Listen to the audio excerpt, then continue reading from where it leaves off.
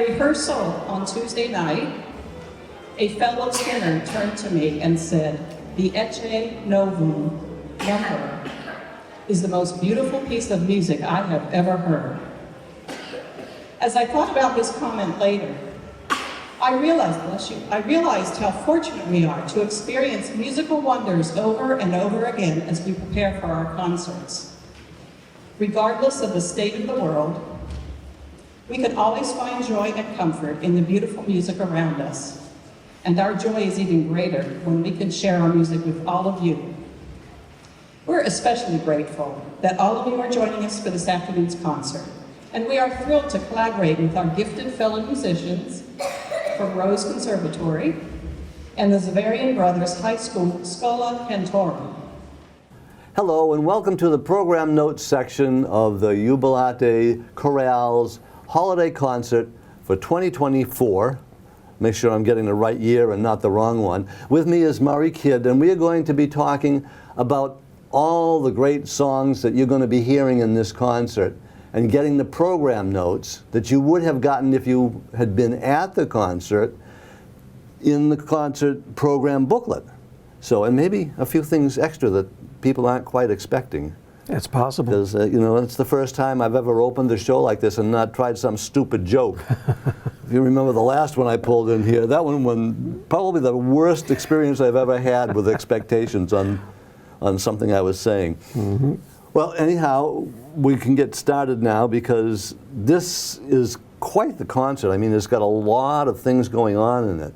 Not only have we got Jubilate Chorale, we've got the Rose Conservatory is back again, and you're bringing in your Xaverian choir too this time, aren't you? Yes, the Xaverian Schola Cantorum, the audition group from Xaverian Concert Choir. They're a small group of about 6 guys, and they're going to show up and sing a couple songs for us. And we'll find out what those are a little bit later in this program. But first, we're going to go with the opening number for the concert. It's Ecce Novum by Ola Yelo, who is somebody we first discovered last year about this time. Yes, Ola Yelo, a Norwegian composer. He's very popular in the choral world. He has a very specific aesthetic. His very movie soundtrack feel to his music, which is a lot of fun to perform. We're going to be doing Ecce Novum, as you said, which is with piano and chorus. Talks about the birth of Christ and, of course, the season of Christmas. And I love the way it's set up. I mean, it didn't dawn on me right away until I looked at the inside page of the front page of the music, and it starts off with the night and darkness and quiet and peace. And musically you can kind of hear that. And then all of a sudden it gets loud because all of a sudden the sky is just filled with light and hordes of angels come in announcing the birth of Christ and saying, "Glory be to God in the highest." And then when they go, it gets very quiet again with the night and darkness and stillness and one thing that wasn't there before, peace. Yes, yeah, I couldn't have said it better myself. That's a very good description. And it just amazed me about that, because when I stopped to think about it, I said, that's exactly what it sounds like. Yes. And it's just a wonderful piece. He does have a very nice way of using music to give you literal images in your mind. Mm-hmm. Yes. And it just floored me that this is a short piece and that it has all of that in it. Mm-hmm. Yes, and the simplicity of it, just the starting of the very basic piano part with the bass section just singing on a low C, and then everybody coming in on it, just your most basic major chord, and long notes, nothing fancy, just these long human notes. Beautiful. And all of it like very piano, yeah. Until all of a sudden we get that forte that comes in very, very quickly there. Yes. Well, now you're going to be able to enjoy this yourself. This is Ecce Novum by Ola Yelo.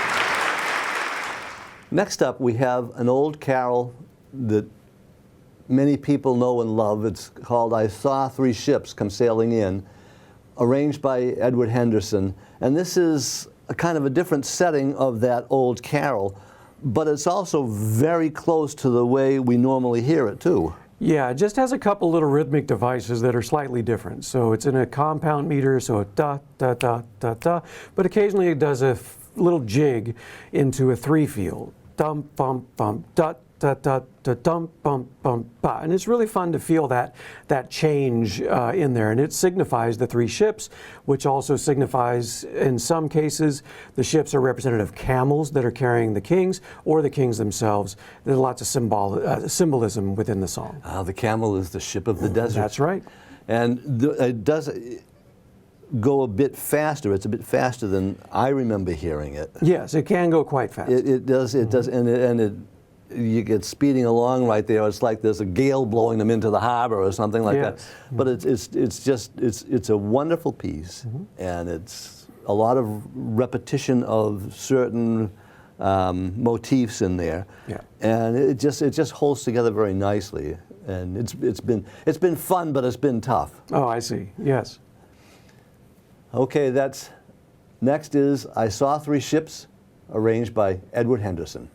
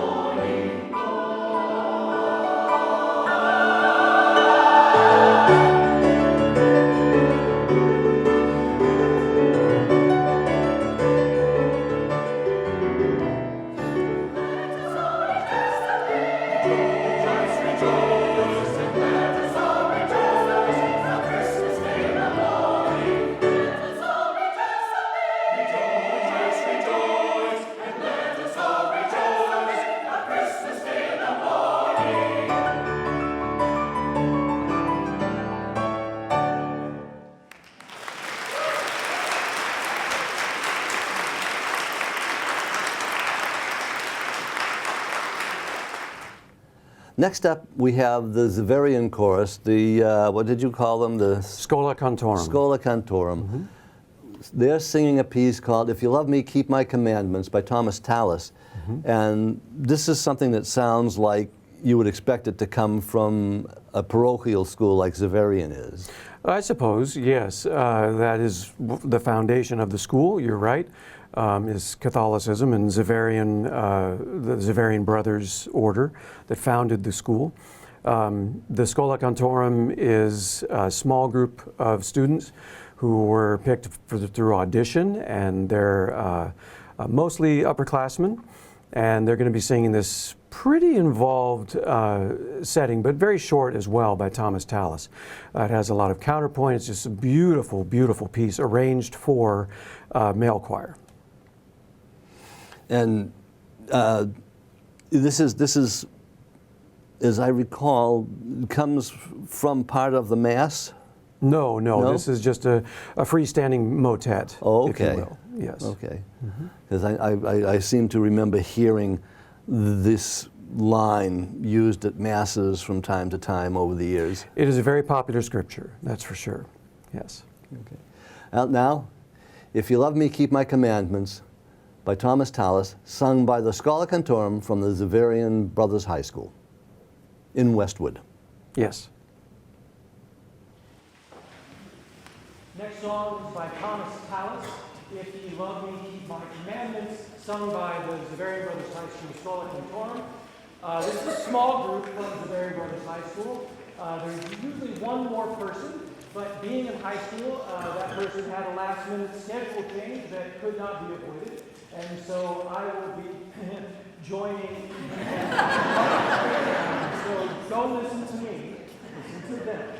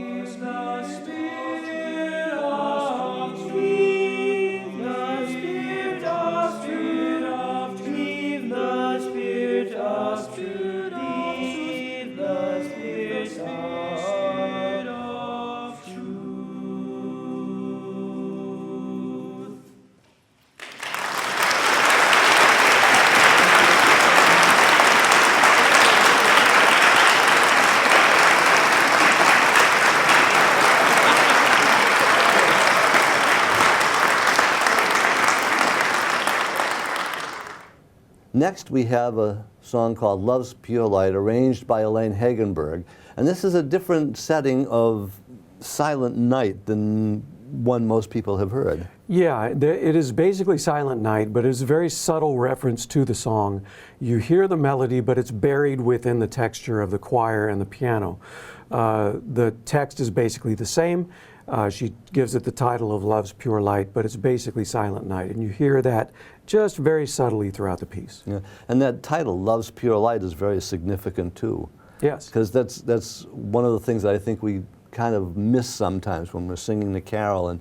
And because we're translating from German into English, the words don't just fall into the same part of the melody where they would be if we were singing in German. Yes, that's very true. Because German is just one of those, it's a great language, but it's hard for those of us speaking English to kind of wrap around our heads the way the grammar works. Yes, right. You have to always wait for the verb. Yeah. Yes. And that always comes way at the end. That's right. Okay, that's now Love's Pure Light, arranged by Elaine Hagenberg.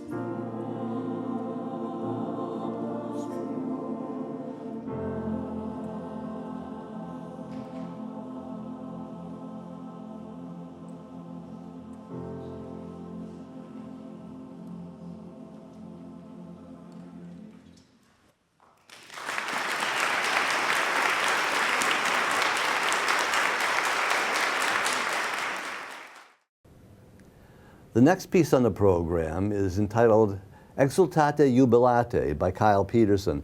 And this is one of those things where you hear what are the angel voices, because they're singing this Exultate Jubilate, and it's up and down, and it's soft in some places and gets really loud in others, but it's constantly talking about the greatness of this event.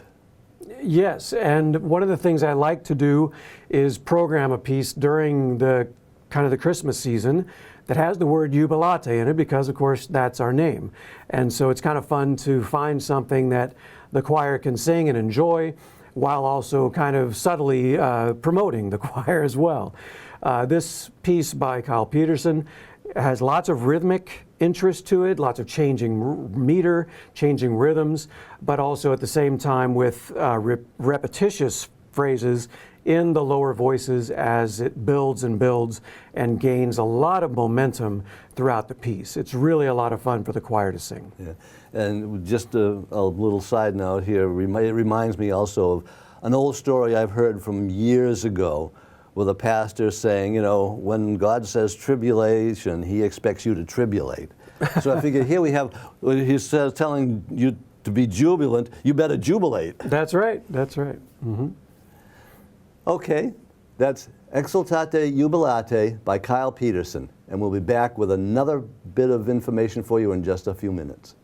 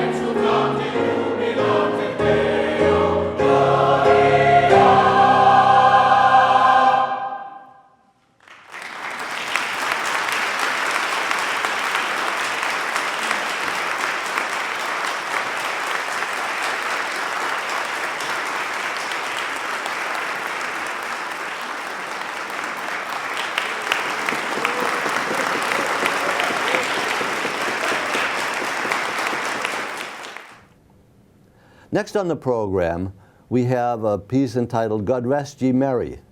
Now this is arranged by David Chase from the old carol that we sing all the time, God Rest Ye Merry Gentlemen. But he has a kind of a feeling with maybe the title should stop at Merry. And he's got people singing, and it really is, it's kind of a faster song than we sing at Christmas time with his arrangement. And it really does pick up your spirits. Yes, and he takes the original theme and plays with it a lot. So it's not your usual arrangement of the melody. The melody is changed slightly throughout the piece, and little bits of it are taken and put in different spots. It's kind of a nice puzzle to create a nice counterpoint for the choir to sing. And it's really it's not a very easy song to sing, but the group is loving it, and it's a lot of fun. And once it comes together, it makes a lot of sense. Yes. I have been enjoying it quite a bit because it's just that bit of it being a merrier tune because the tempo is a little bit faster, and the orchestration or the arrangement of the voices is bringing out a little bit more glee than glumness. Yes, absolutely. Yeah. It focuses more on the positive, I guess you could say. Yeah. Yeah. Okay, now to God Rest Ye Merry, arranged by, who was it? David Chase. David Chase. Yes. Thank you. Okay.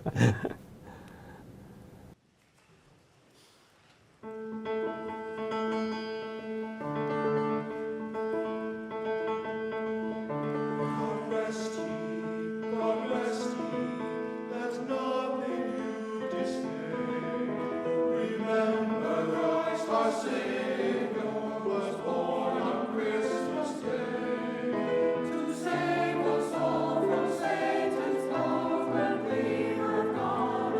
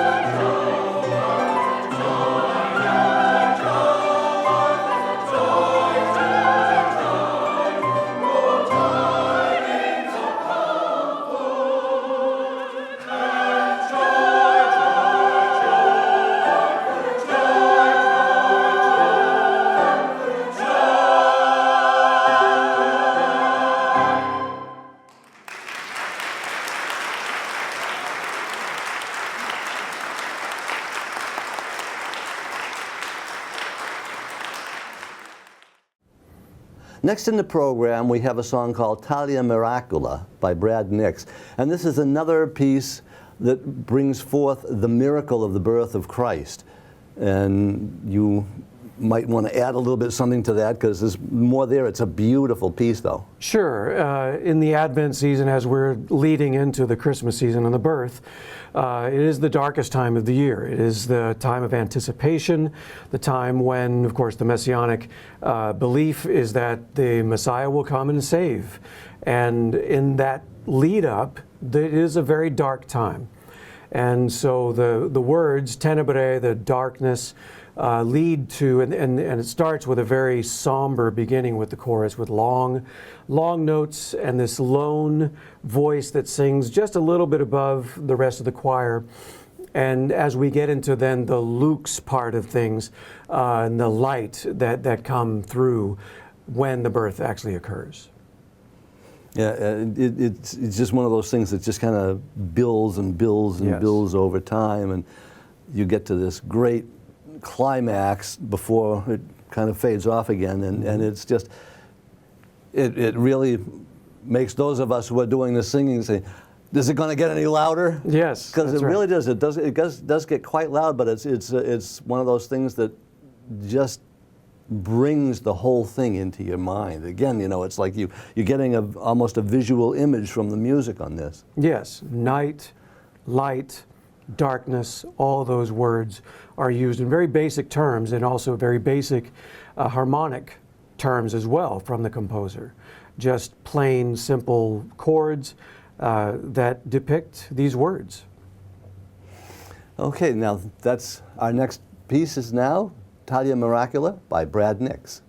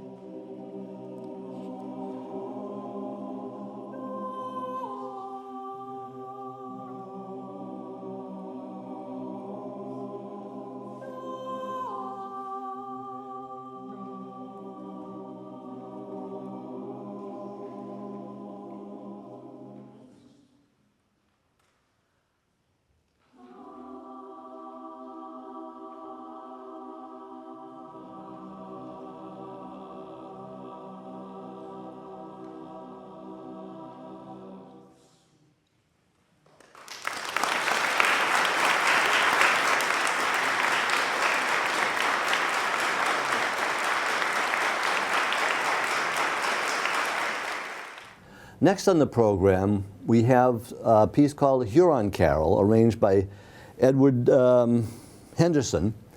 And this is actually an old Indian Christmas song, if I have my information correct. The Indigenous people of Canada, yes. In Canada, so it's okay, Canadian hymn, carol, and it has a couple of terms in there, Gitche Manitou, which is Holy Spirit, not quite in the same vein that we think of it in, say, the Anglican or Catholic tradition, but more of an earthbound feel to it. It still is supernatural, but is a little more focused on the earth and the goddess, the god, the divine of that, of the earth.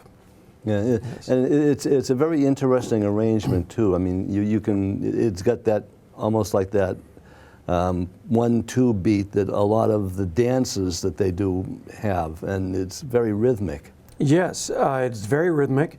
It comes across, but it's also very smooth.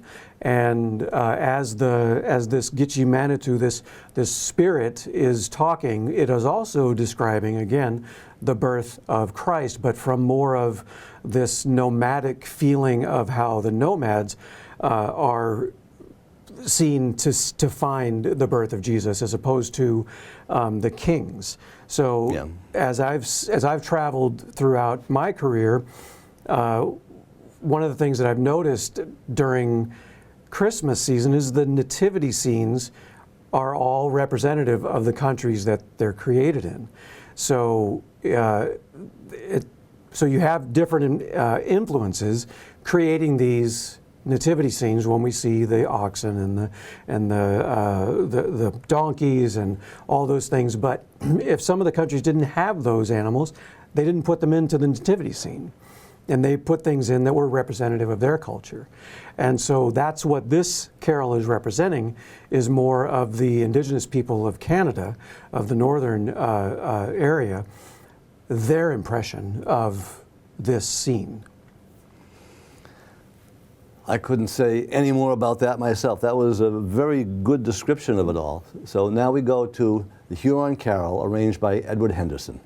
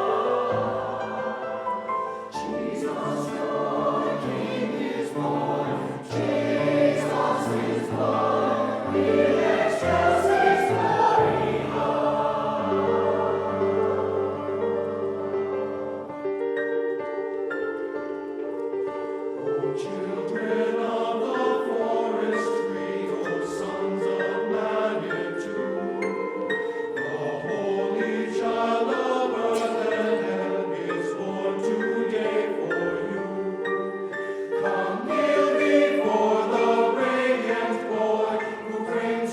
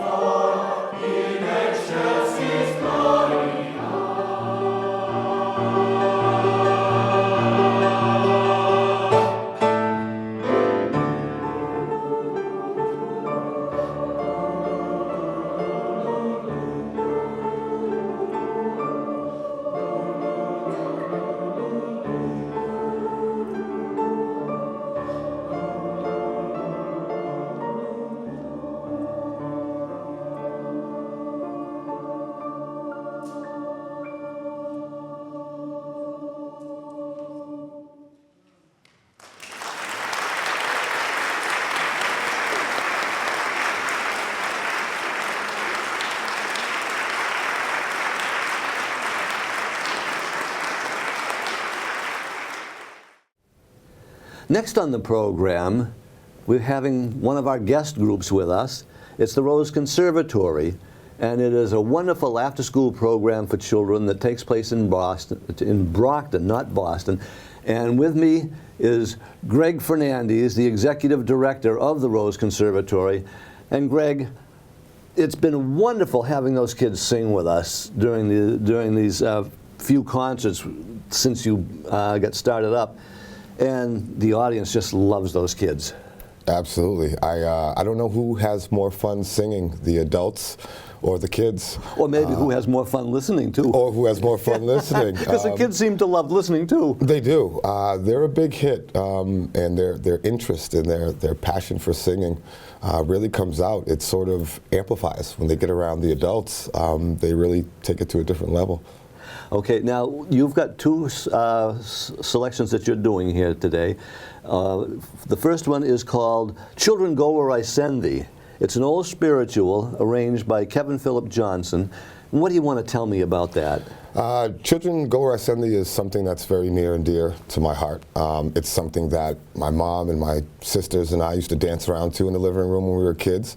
But it's also something that she did with all of her choirs. I remember growing up, and I've done with all of mine. It's a real get up, stomp your feet. It's a dancer. And ironically, I did this same song with these kids 3 years ago when we opened, a much simpler version. But the version we're doing now is actually, it was done by the Spelman Glee Club. It's an all-girls HBCU in Atlanta. And they did a phenomenal arrangement of this. And I saw it and said, we have to try it. So yeah. So this is like an SSAA, soprano, two alto parts, because the boys that are singing haven't had the voice change. Exactly. So we're actually doing an SSA version. So yeah, we've got to keep it, of course, in their range.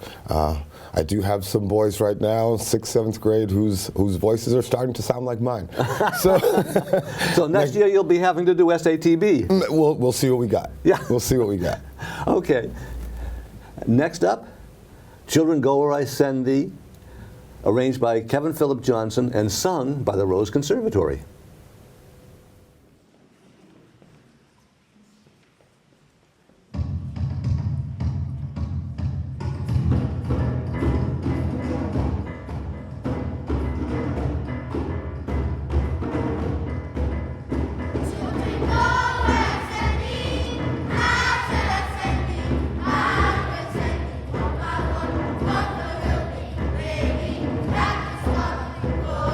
Baby,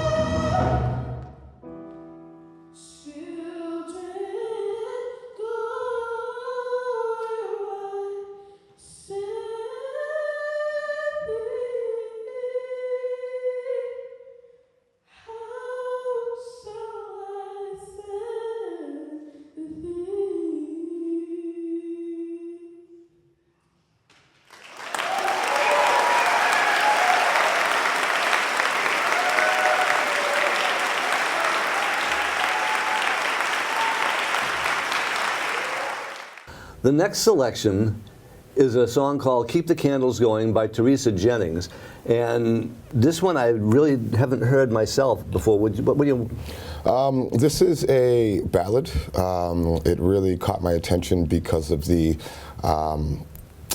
diversity, really, of the piece. It starts with a solo, it ends up with a full choir, and then it sort of turns into a canon at some point, and then finds its way back home. So it gives a few kids a chance to really be spotlit during the performance, but really also focuses on the larger choir, and the dynamics of it all really give it a beautiful structure and form. It's a really great song. And it's nice that, you know, you had this real rouser that we just heard, and now going into something that's more of a ballad, it'll show off the voices a lot better. Absolutely. I mean, I really take a lot of pointers from Murray Kidd, our director. His ability to choose different music but make it all work together in a concert is really a phenomenal thing, and I really admire that. So, and the work going on between the two choirs and between you and Murray is really very interesting. And I'm so glad that you're singing with us as well as bringing the Rose Conservatory in. Absolutely. I want the kids to see that we as adults can walk the walk while we talk the talk. So I give a lot of instructions during the day, so sometimes it's good to have the roles reversed and take some instruction too. Okay, and now, Keep the Candles Burning by Teresa Jennings. Jennings. Teresa Jennings.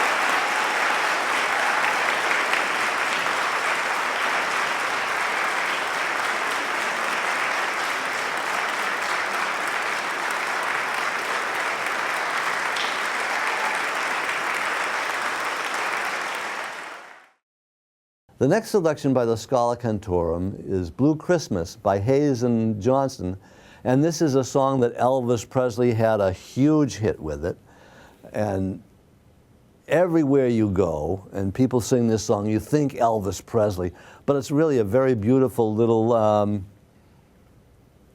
thing about lost love during Christmas this season. Yes, yeah, it's a lovely song, and it's filled with sadness and hope at the same time.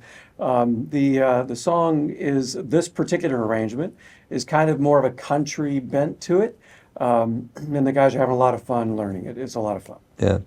Who was it? It was Ernest Tubb, I think, actually did the first recording of this, if I remember right. Okay. And that was like 10 years before, almost 10 years before Elvis Presley got a hold of it. So, I mean, it's just an amazing thing that nobody really heard about it for those 10 years until Elvis did it. So, and I don't think the boys are going to be doing Elvis imitations on this one, are they? It's possible, but we won't know until we see it. Ah, so we may have another surprise for you folks. Blue Christmas by Hazen Johnston.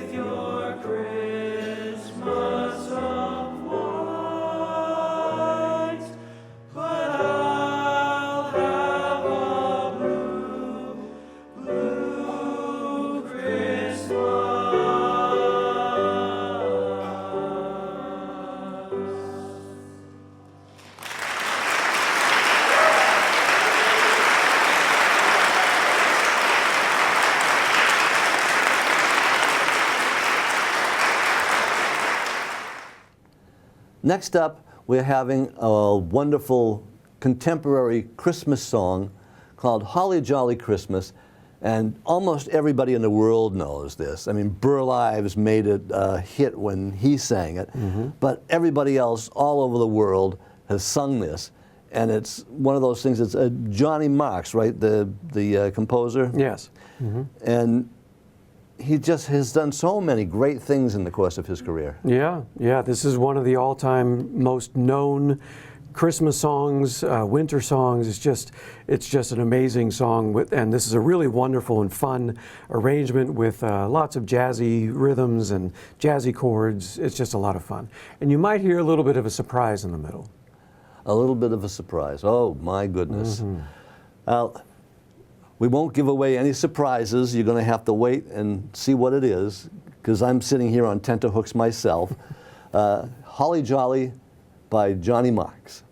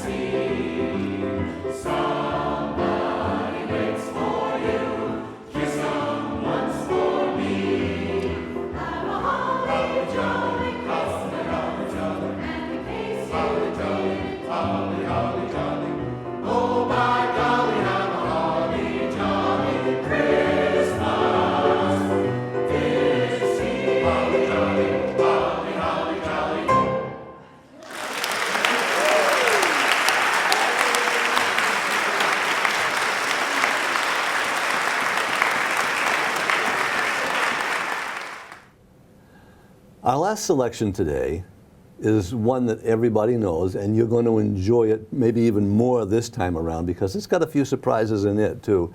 It's the 12 Days of Christmas, arranged by Bob Chilcott, and this has got some really fun things that it does with 5 golden rings all the way through. You want to just give people a little clue? Sure, yeah, it's a very unusual arrangement. It's about 10 minutes long. Of course, the song is long to begin with because of the 12 days, but this is a very involved arrangement.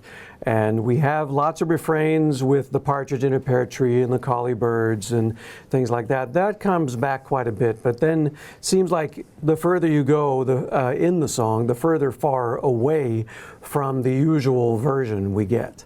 And so we have some familiar quotes from some famous pieces, like say the Flower Song from Loch May, yes, and some other things, tidbits thrown in. Yeah, and it just gets a little weird. No, not really weirder, but it gets into some types of music that you would never expect to be associated with this song at all. That's true, yes. It really runs the gamut. Yeah. We're not going to give you all the surprises, folks. You're going to have to just listen to them for yourself. That's right. And we are joined by the Rose Conservatory for this song, who will be singing some other songs on the program, as well as the Xaverian Brothers Chorus. It's kind of a full company finale for the concert.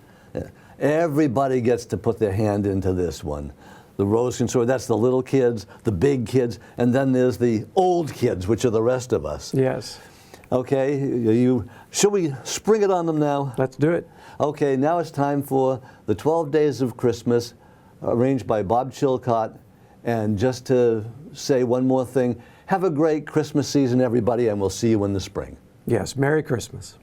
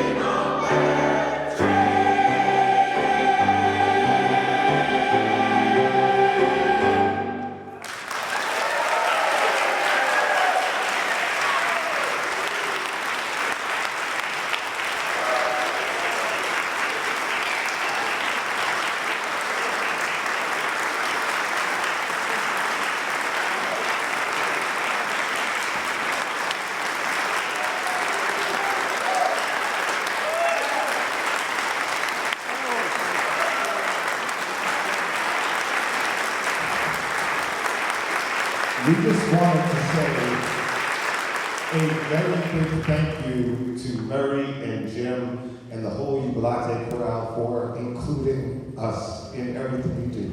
We thank you.